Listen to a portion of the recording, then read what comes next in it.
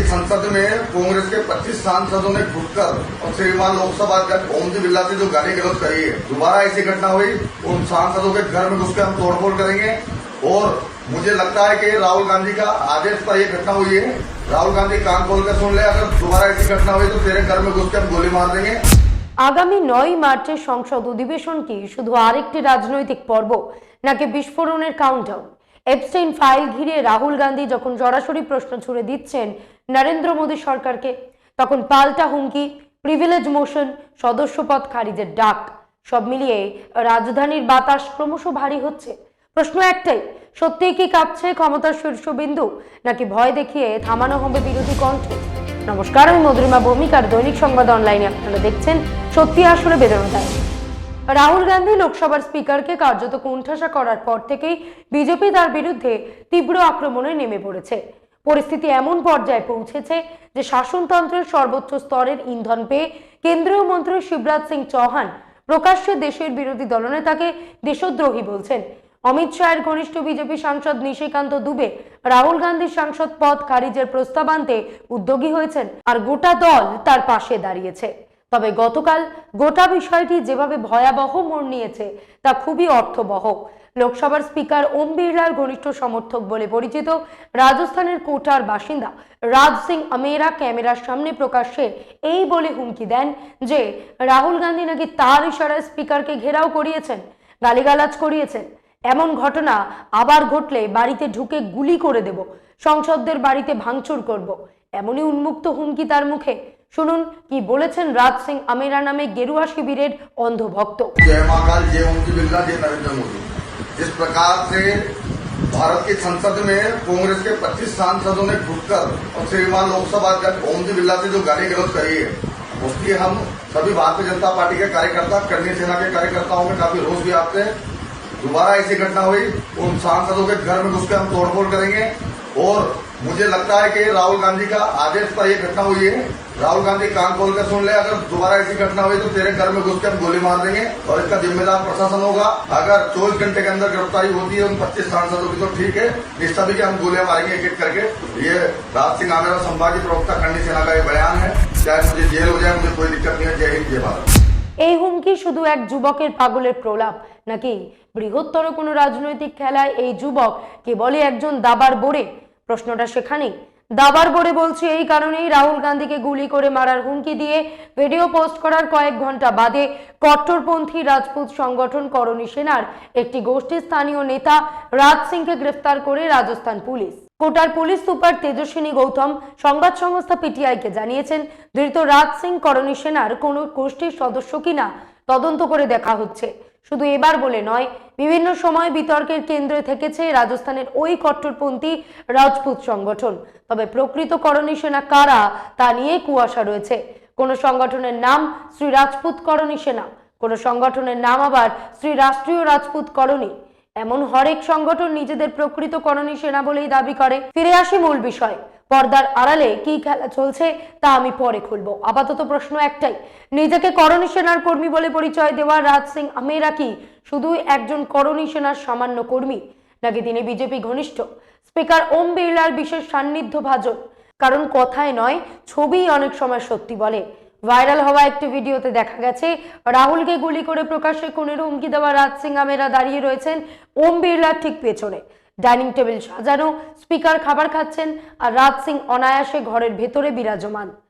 দেশের লোকসভা স্পিকার, যার প্রোটোকল মর্যাদা প্রধানমন্ত্রী এবং উপরাষ্ট্রপতির ঠিক পরেই, তার ডাইনিং রুমে কোনো অচেনা ব্যক্তি ঢুকে পেছনে দাঁড়িয়ে থাকবে আর নিরাপত্তা কিছু বলবে না, এটা কি বিশ্বাসযোগ্য? এমন একাধিক ছবি ভিডিও আজ দিনভর ঘুরছে সোশ্যাল মিডিয়ায়, যেখানে স্পিকারের একেবারে ঘনিষ্ঠ বলেই প্রতীয়মান হচ্ছেন রাজ সিং আমেরা। সেই রাজ সিংই প্রকাশ্যে বলছেন রাহুল গান্ধী সাবধান না হলে গুলি করা হবে। প্রশ্ন তো উঠবেই, উঠছেও। এই কি নিছক একজন উগ্র সমর্থকের উক্তি, নাকি আরো গভীর কোনো মেলবন্ধনের প্রমাণ? গুলি করার হুমকির ভিডিও ভাইরাল হতেই দেশ জুড়ে হইচই পড়ে যায়। চাপ সামলাতে রাজস্থান পুলিশ রাজ সিং আমেরাকে হেফাজতে নেয়। অনেকেই বলছেন এ যেন বিজেপির নতুন গডসে, যে নতুন করে গান্ধীকে গুলি করার কথা বলছে। আপনারা ভেবে বলুন, এটা কি কেবল আনুষ্ঠানিক পদক্ষেপ? বাস্তবতা হলো বিরোধীরা লোকসভার স্পিকার ওম বিড়লার বিরুদ্ধে অনাস্থা প্রস্তাবের নোটিশ দেওয়ার পর থেকেই তার ঘনিষ্ঠ মহল রাহুল গান্ধীর ওপর তেতে রয়েছে। অভিযোগ, রাহুলের নেতৃত্বেই তাকে চ্যালেঞ্জ করা হয়েছে, এমনকি পদচ্যুত করার উদ্যোগ নেওয়া হয়েছে। তবে রাহুলকে ঘিরে চাপ শুধু স্পিকারের শিবিরে সীমাবদ্ধ নেই। প্রধানমন্ত্রী নরেন্দ্র মোদীর অন্ধভক্তরাও এই নিয়ে সরব। সংসদীয় বিষয়ক মন্ত্রী কিরেন রিজিজু, কৃষিমন্ত্রী শিবরাজ সিং চৌহান, সাংসদ নিশিকান্ত দুবে, স্বরাষ্ট্রমন্ত্রী অমিত শাহ একের পর এক ময়দানে আক্রমণে নামছেন। অভিযোগ, রাহুল নাকি মোদীর দুর্বল স্নায়ুতে হাত দিয়েছেন। আর সেই স্পর্শকাতর প্রসঙ্গের নাম হলো তথাকথিত Epstein files. Epstein file issue নিয়েই রাহুল গান্ধী এবং লোকসভার স্পিকার ওম বিড়লার মধ্যে চলতি বাজেট অধিবেশনের প্রথম পর্বে টানাপোড়েন চরমে ওঠে। অভিযোগ, স্পিকার রাহুলকে বলতে দিচ্ছিলেন না, অথচ রাহুল বারবার বিষয়টি তুলতে চাইছিলেন। কখনো প্রাক্তন সেনাপ্রধান মনোজ মুকুন্দ নরবনের অপ্রকাশিত বই প্রসঙ্গে, কখনো এপস্টিন ফাইল নিয়ে। বিতর্ক জমতে জমতে এই পরিস্থিতি তপ্ত হয়। পরিস্থিতি আরো জটিল হয় যখন সরাসরি রাহুল হরদীপ সিং পুরীর নাম তোলেন। এরপরই প্রিভিলেজ মোশন, সদস্যপদ খারিজের প্রস্তাব, চারদিক থেকে রাহুলকে ঘিরে ধরা শুরু হয়। অভিযোগ, 2014 সালে হরদীপ পুরীর সঙ্গে আমেরিকার কুখ্যাত যৌন অপরাধী ধানকুবের, বর্তমানে মৃত জেফরি এপস্টিনের সঙ্গে অন্তত 14 বার বৈঠক হয়েছিল। কংগ্রেসের রিসার্চ টিমের দাবি, এপস্টিন আর পুরীর মধ্যে সমস্ত বৈঠক ব্যক্তিগত পর্যায়ের ছিল। এপস্টিন, যাকে বিশ্বের অন্যতম ঘৃণ্য যৌন অপরাধী বলা হয়, অল্প বয়সী মেয়েদের শোষণ, ব্ল্যাকমেল, এমনকি হত্যার অভিযোগে কুখ্যাত। কংগ্রেসের দাবি, মার্কিন ডিপার্টমেন্ট অফ জাস্টিস প্রকাশিত ইমেল থেকে ইঙ্গিত মিলেছে। এপস্টিন নাকি রিড হফম্যানকে বলেছিলেন, read Hardeep is your man in India, অর্থাৎ ভারতে তোমার লোক হলেন হরদীপ। কংগ্রেসের বক্তব্য, এই সূত্রে নরেন্দ্র মোদীর সঙ্গেও পরোক্ষ যোগের ইঙ্গিত রয়েছে, কারণ হরদীপ পুরী নাকি মোদীর নানান পরিকল্পনা এবং সিদ্ধান্তকে আন্তর্জাতিক মহলে এগিয়ে দিচ্ছিলেন। আমেরিকার বিচার বিভাগ সম্প্রতি এপস্টিনের সমস্ত গোপন ফাইল প্রকাশ্যে আনার পর দেখা গেছে 2014-15 সালে যে সময় হরদীপ সিং পুরী এপস্টিনের সঙ্গে একাধিক বৈঠক করেছেন, সেই সময় পুরী ছিলেন ইন্টারন্যাশনাল পিস ইনস্টিটিউটের একটি কমিশনের সদস্য। পুরী নিজেও স্বীকার করেছেন যে তিনি এপস্টিনের সঙ্গে 3 থেকে 4 বার দেখা করেছেন, কিন্তু 14 বারের দাবি খণ্ডন করে বলেছেন এগুলো সম্পূর্ণ পেশাদারি বৈঠক ছিল, ফলে তা কোনো অপরাধের সঙ্গে যুক্ত নয়।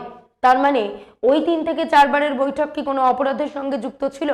থাক সে প্রসঙ্গ, মূল বিষয় ফিরে আসি। কংগ্রেসের যুক্তি, যেমন রাজ সিং হয়তো ওম বিড়লার দাবার নিছক একটি বোড়ে হতে পারেন, কিন্তু বড় খেলায় এই ব্যক্তির সঙ্গে আরো বড় সংযোগ খতিয়ে দেখা দরকার। প্রশ্নটা সেখানেই। অভিযোগের ধারায় বলা হচ্ছে, প্রধানমন্ত্রী নরেন্দ্র মোদীর মন্ত্রী হরদীপ সিং পুরীও নাকি কেবল একজন দাবার বোড়ে। আসল খেলা নাকি পর্দার আড়ালে, যেখানে ইসরায়েল, মার্কিন শক্তিশালী তথাকথিত জে লবি এবং প্রেসিডেন্ট ঘনিষ্ঠ মহলের প্রভাবের কথা তোলা হচ্ছে। এই বয়ানে দাবি করা হচ্ছে পুরো বিতর্কের শেষ তার গিয়ে ঠেকেছে প্রধানমন্ত্রীর দফতরে, আর সেটাই সামনে আনতে চাইছেন রাহুল গান্ধী। দোল মিটে গেলে আগামী 9 মার্চ থেকে সংসদে শুরু হচ্ছে বাজেট অধিবেশনের শেষ পর্ব। সেই পর্বে রাহুলের টিম নাকি নতুন তথ্য প্রকাশের প্রস্তুতি নিচ্ছে, অন্তত এমনটাই প্রচার। বক্তব্য এখন আর শুধু হরদীপ পুরীকে ঘিরে নয়। প্রশ্ন, পুরী ইস্তফা দিলে সেই আজ কি সরাসরি ক্ষমতার সর্বোচ্চ বিন্দুর গায়েই লাগবে? রাহুল কি থামবেন, নাকি তথাকথিত এপস্টিন ফাইল ইস্যুতে আরো বড় কিছু প্রকাশ্যে আনবেন? কংগ্রেসের দাবি, যদি তেমনটা হয় তা হবে জাতীয় রাজনীতিতে একেবারে ভূমিকম্প। এই আবহেই প্রকাশ্যে হুমকি, আবার হলে বাড়িতে ঢুকে গুলি করব, এমন বক্তব্য যদি ক্যামেরার সামনে আসে এবং অভিযুক্তরা প্রভাবশালী মহলের ঘনিষ্ঠ বলে জানা যায়, তবে রাহুল গান্ধীর নিরাপত্তা রিভিউয়ের দাবি উঠবেই। 9 মার্চ থেকে সংসদের অধিবেশন শুরু হচ্ছে। প্রশ্ন উঠছে, রাহুল গান্ধী এবং তার টিম কি এপস্টিন ফাইল ইস্যুতে প্রধানমন্ত্রী নরেন্দ্র মোদী, নরেন্দ্র এবং হরদীপ সিং পুরীকে পুরোপুরি চাপে ফেলতে চলছেন? আর সেই কারণেই কি সরকার অস্বস্তিতে? তাই কি খেলার অঙ্গ হিসেবে প্রাথমিকভাবে রাজ সিং এর মতন উগ্র ভক্তদের লেলিয়ে দেওয়া হচ্ছে? রাজ সিং কি সত্যি করণী সেনার কর্মী, নাকি লোকসভা স্পিকার ওম বিড়লার অতি ঘনিষ্ঠ কেউ? ছবি এবং ভিডিও কিন্তু ইঙ্গিত দিচ্ছে ওই ব্যক্তি ওম বিড়লার ঘনিষ্ঠ, নিয়মিত যোগাযোগে থাকা রাজনৈতিক কর্মী। তিনি কোটা নিবাসী, সেটাই ওম বিড়লার লোকসভা কেন্দ্র। বিরোধীরা ইতিমধ্যেই স্পিকারের আচরণ নিয়ে আপত্তি তুলে তাকে অপসারণের নোটিশ দিয়েছে, ফলে যারা প্রস্তাবে সই করেছেন তারা স্বাভাবিকভাবেই টার্গেটে। আর তাদের নেতৃত্বে রয়েছেন বিরোধী দলনেতা রাহুল গান্ধী। বড় প্রশ্নটা হলো, কেন হঠাৎ করে সব দিক থেকে রাহুল গান্ধীর ওপর আক্রমণ তীব্র হলো? বিজেপি সাংসদ নিশিকান্ত দুবে প্রিভিলেজ মোশন এনে রাহুলের সদস্যপদ খারিজ এবং ভবিষ্যতে নির্বাচনে লড়ার অধিকার বাতিলের দাবি তুলেছেন। সরকারও সেই প্রস্তাবকে সমর্থনের ইঙ্গিত দিয়েছে। কৃষিমন্ত্রী শিবরাজ সিং চৌহান রাহুলকে দেশদ্রোহী বলেছেন। স্বরাষ্ট্রমন্ত্রী অমিত শাহ, প্রতিরক্ষা মন্ত্রী রাজনাথ সিং সহ গোটা শাসক শিবির সরব হয়েছে। প্রশ্নটা, কেন এত আগ্রাসন? The best defence is a good offence. যুক্তি দেওয়া হচ্ছে, এপস্টিন ফাইল এখন দেশে বিদেশে আলোচিত, আর রাহুল একমাত্র নেতা যিনি সংসদের ভেতরে বাইরে ধারাবাহিকভাবে বিষয়টি তুলেছেন। অভিযোগ, বিতর্ক আর শুধু হরদীপ সিং পুরীতে সীমাবদ্ধ নেই, আঙুল ঘুরিয়ে এসে প্রধানমন্ত্রী নরেন্দ্র মোদীর দিকেই উঠেছে। প্রাক্তন বিদেশমন্ত্রী যশবন্ত সিনহার উদ্ধৃতি ট্রেনে দাবি করা হচ্ছে হরদীপ পুরী নাকি ছোট প্লেয়ার। আসল প্রশ্ন, তিনি কার স্বার্থে জেফ্রি এপস্টাইনের সঙ্গে একাধিকবার বৈঠক করেছিলেন? অভিযোগ অনুযায়ী 2014 সালে মোদী ক্ষমতায় আসার পরপরই কয়েক সপ্তাহের মধ্যে এপস্টিনের সঙ্গে আমেরিকায় পুরীর একাধিক গোপন বৈঠক হয়, যেখানে এমন বিষয় আলোচনা হয়েছিল যা সংসদও জানত না, এমন দাবি করেছে কংগ্রেস। এমনকি ডিজিটাল ইন্ডিয়া কর্মসূচি নিয়েও নাকি আলোচনা হয়েছিল। এই অভিযোগ ঘিরেই রাজনৈতিক তাপমাত্রা বাড়ছে। অভিযোগ তোলা হচ্ছে, প্রশ্ন উঠতেই পাল্টা জানতে চাওয়া হচ্ছে, আপনি কার লোক? আপনার মন্ত্রী কার হয়ে কাজ করছেন? তিনি কি এপস্টিনের জন্য কাজ করছিলেন? এই ইস্যু নাকি সহজে চাপা পড়বে না। বিজেপি নাকি বুঝে গেছে বিরোধী শিবির থেকে রাহুল গান্ধীকে সরিয়ে দিতে পারলে বিরোধী শক্তি কার্যত দুর্বল হয়ে পড়বে। আঞ্চলিক দল রয়েছে, নেতা রয়েছে, কিন্তু এপস্টিন ফাইল সহ নানান ইস্যু যেভাবে রাহুল তুলে ধরেছেন, তাতে শাসক দল অস্বস্তিতে। এই বয়ানে আরো বলা হচ্ছে, প্রধানমন্ত্রী নরেন্দ্র মোদীকে রক্ষা করতেই শেষ চেষ্টা চলছে। হুঁশিয়ারি দেওয়া হচ্ছে, রাহুলের নিরাপত্তায় কোনো গাফিলতি হলে সরকার বড় সংকটে পড়বে। প্রকাশ্য হুমকি, স্লোগান, এগুলো সবই সংগঠিত হচ্ছে নাকি উদ্দেশ্য প্রণোদিতভাবে বিরোধীদের চুপ করাতে? প্রশ্ন উঠছে, সংসদের ভেতরে কথা বলা কোনো সাংসদ যদি প্রাণনাশের হুমকি পান, তাকে সুরক্ষা দেবেন কে?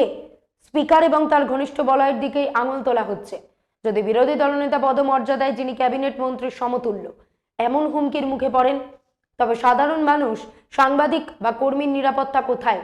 অভিযোগকারীদের বক্তব্য, পরিস্থিতি বিপজ্জনক দিকে যাচ্ছে।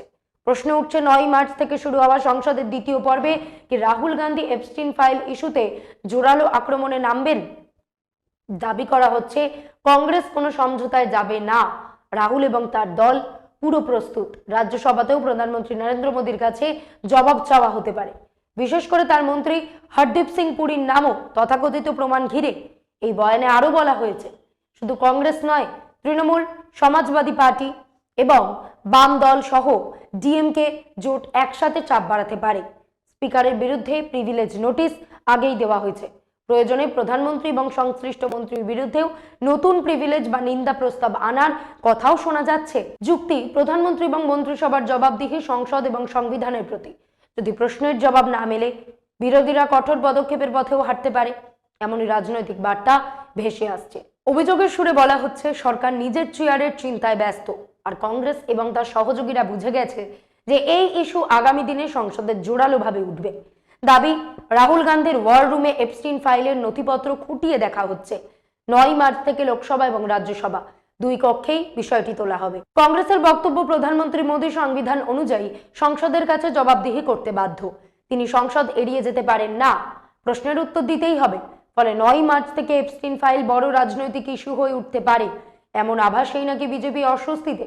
স্পিকার ওম বিড়লা এবং তার সমর্থকেরাও চাপের মুখে, এমন দাবি শোনা যাচ্ছে। এই আবহে রাহুলের বিরুদ্ধে হুমকি, রাজনৈতিকভাবে তার কেরিয়ার শেষ করে দেওয়ার কথা, এমনকি বাড়িতে ঢুকে গুলি করার ভাষাও সামনে এসেছে।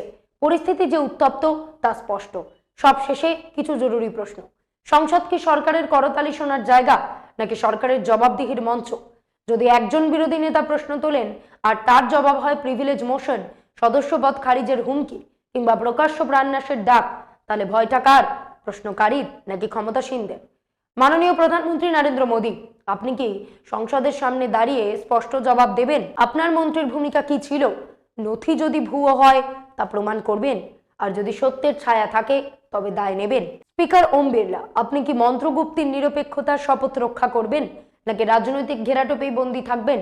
মনে রাখবেন, বিরোধী কণ্ঠ স্তব্ধ করা সহজ, কিন্তু প্রশ্নকে হত্যা করা যায় না। গুলি দিয়ে রাজনীতি টেকে না, ভয় দেখিয়ে গণতন্ত্র বাঁচে না। ক্ষমতা যদি সত্যিই নির্ভীক হয়, তবে তাকে প্রশ্নকে স্বাগত জানাতে হবে, নইলে ইতিহাস খুব নির্মম। সে চেয়ার নয়, জবাবটাই মনে রাখে। আজ এই পর্যন্তই। এমন আরো বিষয় জানতে অবশ্যই সাবস্ক্রাইব করুন, লাইক কমেন্টে শেয়ার করুন। দেখতে থাকুন দৈনিক সংবাদ, শুধু নামই যথেষ্ট।